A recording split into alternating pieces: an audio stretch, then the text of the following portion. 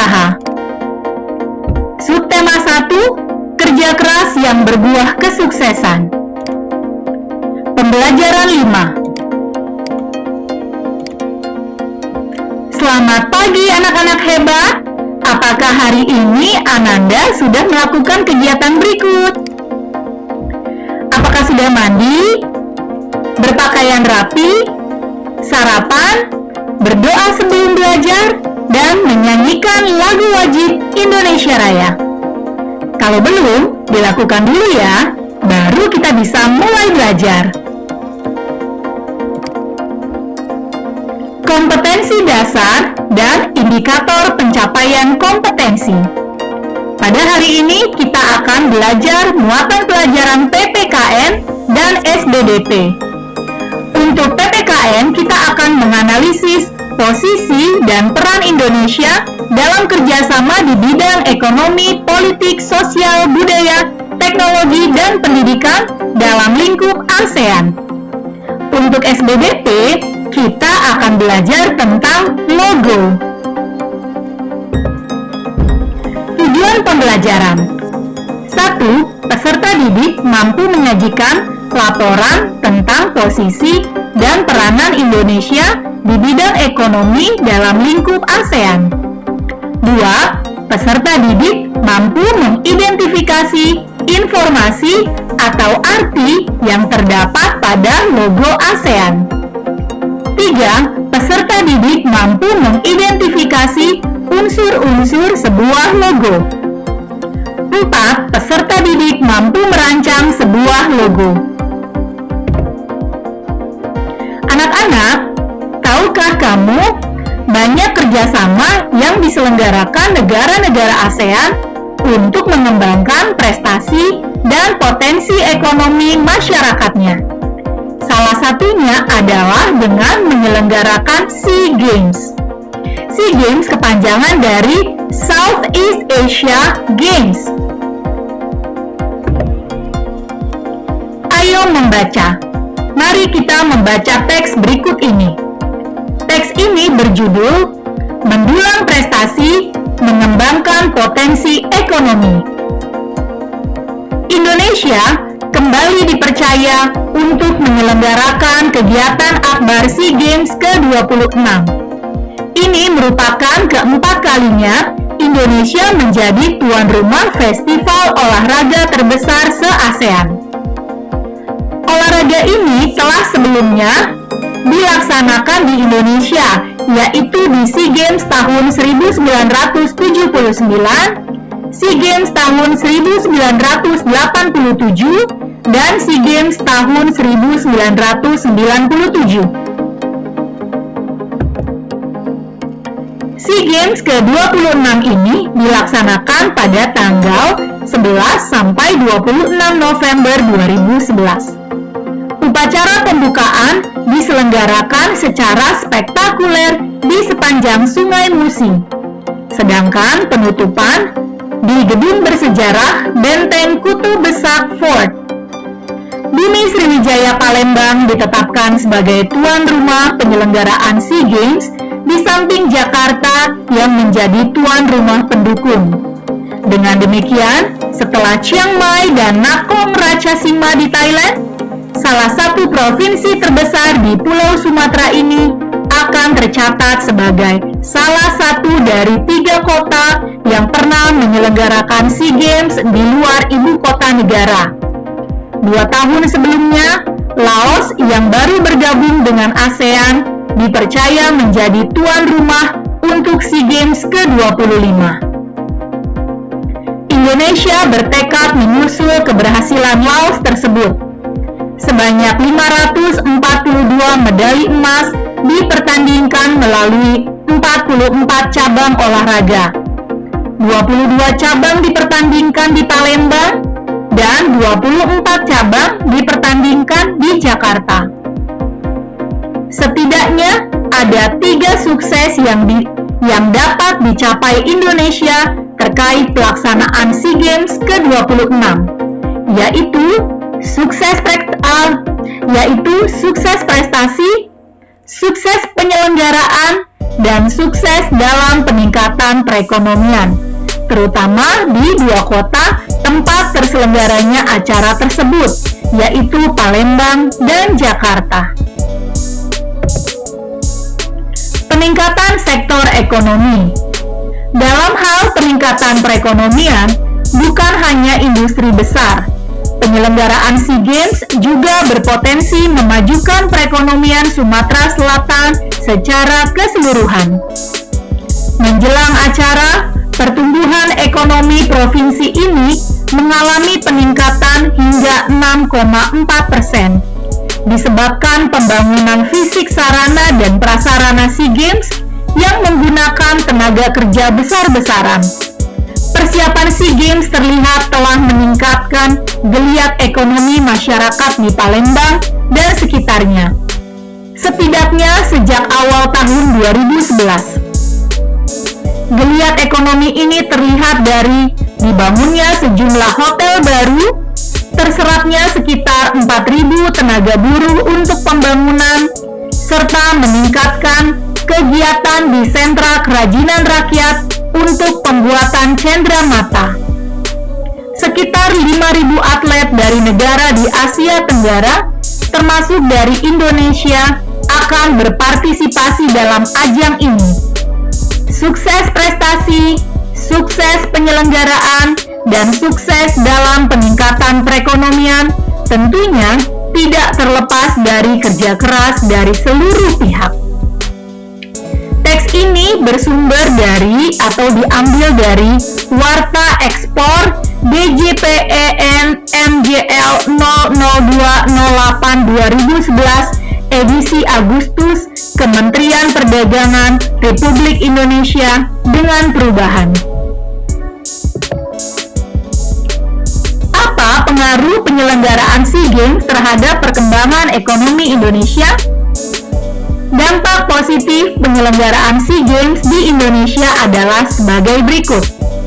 1. Bertambahnya lapangan pekerjaan, seperti sopir, penari, pelatih, agen tiket, dan lain-lain.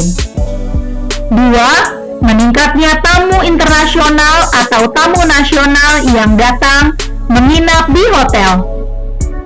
3. Tingkat konsumsi meningkat, seperti restoran, pedagang kuliner atau makanan, objek wisata ramai dengan turis asing, objek wisata yang ada di Indonesia lebih dikenal oleh dunia.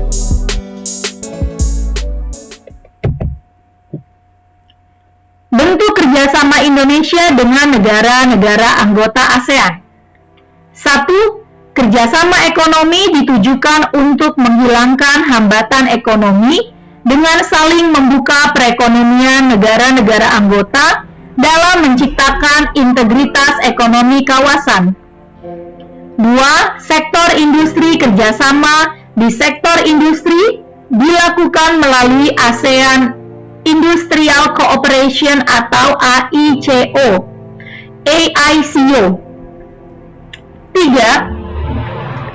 Beberapa proyek industri yang dilakukan oleh ASEAN meliputi industri pupuk yang ada di Aceh, Indonesia, dan juga yang terdapat di Malaysia. Kemudian, pabrik industri tembaga di Filipina, lalu produksi vaksin di Singapura, dan pabrik abu soda di Thailand. Cadangan pangan beberapa negara ASEAN seperti Indonesia, Thailand, dan Vietnam terkenal sebagai lumbung padi ASEAN. Untuk itu, beberapa negara anggota ASEAN telah mempersiapkan diri untuk menjadi penyedia cadangan pangan dalam keadaan darurat, seperti Indonesia, Malaysia, Filipina, Thailand, dan Singapura. Yang kelima, kawasan perdagangan bebas. Kawasan ini disebut dengan ASEAN Free Trade Area atau disingkat AFTA. Yang keenam, kerjasama sektor transportasi dan telekomunikasi, juga pariwisata dan keuangan. Ayo mengamati. logo ini. Lambang, logo, atau bendera apakah ini? Apakah anak-anak sudah tahu logo apakah ini? Ya benar, jawabannya adalah logo ASEAN. Coba anak-anak dibaca kembali di buku tema 5, informasi tentang logo ASEAN. Mari kita membaca. Ayo membaca dan mengamati. Arti bendera dan logo ASEAN. Bendera ASEAN melambangkan ASEAN yang stabil, penuh perdamaian, bersatu, dan dinamis. Adapun lambang ASEAN berada di tengah bendera ASEAN. Sedangkan warna bendera dan lambang ialah biru, merah, putih, dan kuning. Masing-masing mewakili warna dasar setiap bendera negara anggota ASEAN. Warna biru pada logo melambangkan perdamaian dan stabilitas. Warna merah pada logo ASEAN melambangkan semangat dan kedinamisan. Warna putih pada logo ASEAN menunjukkan kesucian.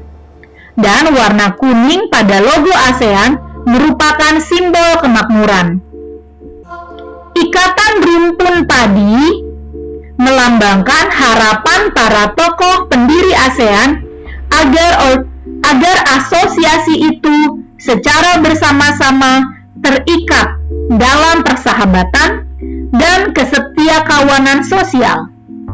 Lingkaran pada logo ASEAN melambangkan kesatuan ASEAN. Jadi anak-anak, inilah arti bendera dan logo ASEAN. Anak-anak dapat membaca kembali di buku tema 5. Sekarang kita akan membahas apa itu logo. Logo merupakan bagian dari reklame. Logo adalah tanda, lambang, ataupun simbol yang mengandung makna dan digunakan sebagai identitas sebuah organisasi, perusahaan, atau individu agar mudah diingat oleh orang lain. Reklame berdasarkan tujuannya dibagi menjadi dua, yakni 1. Reklame komersial. Reklame komersial memiliki tujuan utama untuk mempromosikan suatu produk, barang, jasa, rumah, dan lain sebagainya. Penggunaan reklame komersial merupakan hal yang sangat umum dalam bidang bisnis dan ekonomi. 2. Reklame non-komersial. Reklame non-komersial ditujukan untuk meningkatkan kesadaran masyarakat tentang berbagai masalah. Biasanya dibuat oleh pemerintah dan lembaga swadaya masyarakat atau LSM. Contoh reklame non-komersial adalah reklame berisi ajakan untuk memakai masker, menjaga jarak, dan mencuci tangan. Anak-anak, logo merupakan bagian dari reklame. Jadi logo juga ada yang logo komersial, ada juga logo non-komersial. Berikut adalah ciri-ciri logo yang baik, antara lain yaitu 1. Logo tidak meniru logo lain atau plagiat. Jadi logo tidak menjiplak atau mencontek logo yang sudah ada. Yang kedua, logo menggunakan font atau jenis huruf yang tepat. 3. Di dalam logo tidak memakai terlalu banyak warna. Di dalam logo ada nama merek yang mudah terbaca.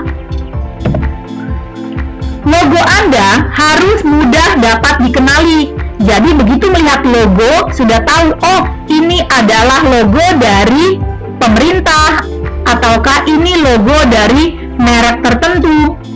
Jadi logo harus dapat mudah dikenali. Kemudian, logo yang baik adalah logo yang memiliki bentuk yang unik, profesional dan original atau asli. Prinsip logo. Berikut adalah prinsip logo, antara lain sebagai berikut. 1. Logo haruslah berbentuk sederhana. 2. Logo harus mudah diingat. 3. Logo tidak termakan waktu, artinya bisa dipakai sampai waktu yang lama, jangka waktu yang lama. 4. Logo harus serbaguna. Dan yang kelima, logo harus sesuai dengan fungsinya. Manfaat sebuah logo. Adapun beberapa manfaat dari pembuatan sebuah logo antara lain yaitu: 1. Sebagai simbol khusus.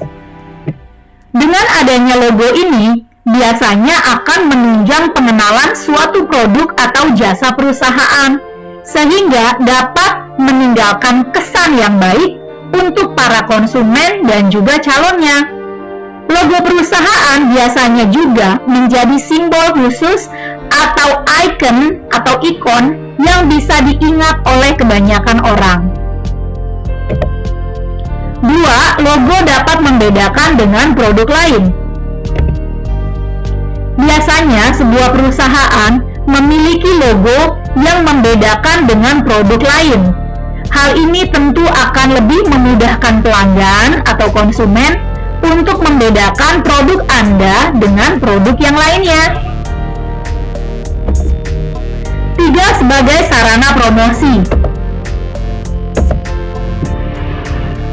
Logo perusahaan bisa sangat membantu hal promosi, karena logo bisa menyampaikan pesan sederhana yang akan tergambar dari desainnya.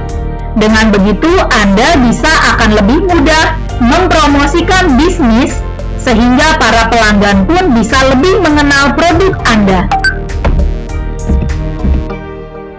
Contoh logo non-komersial. Ini ada 3 contoh logo non-komersial, artinya bukan bisnis, bukan untuk penjualan, tapi ini untuk masyarakat. Nah, contoh yang pertama ini adalah logo Kementerian Pendidikan dan Kebudayaan dengan logo Tutwuri Handayani. Lalu yang kedua, logo Hari Anak. Hari Anak Nasional 2015 logonya merah dan putih. Kedua anak disimbolkan sedang memegang bendera merah putih. Lalu yang ketiga, logo Ketahanan Lingkungan. Ketahanan lingkungan. Selanjutnya, Ibu Guru memberikan contoh logo komersial, yaitu untuk penjualan. Nah, ini adalah contoh logo penjualan makanan. Yang kedua, logo contoh minuman. Nah, ini untuk menjual minuman, logonya seperti ini. Lalu ini contoh logo online shop untuk berjualan. Contoh logonya ini, contoh logo Tokopedia untuk berjualan. Oke, sekarang kita masuk kepada kesimpulan. Logo merupakan suatu gambar, simbol, atau sekedar sketsa yang menjadikan ciri khas yang membedakan brand atau merek atau produk dengan produk yang lain, dan mewakili suatu arti dari perusahaan atau daerah atau organisasi atau produk atau negara, lembaga, dan hal lainnya. Soal evaluasi. Anak-anak dapat mengerjakan soal evaluasi ini di buku tulis kalian, lalu kemudian difoto hasil pekerjaan kalian dan dikirim ke Google Classroom. Soal nomor 1, jelaskan 3 peran Indonesia dalam bidang ekonomi di ASEAN. 2, tuliskan 4 dampak positif penyelenggaraan SEA Games di Indonesia. 3, tuliskan arti logo ASEAN. 4, buatlah sketsa sebuah logo komersial. Yang kelima, buatlah sketsa sebuah logo non-komersial. Selamat mengerjakan dan semangat!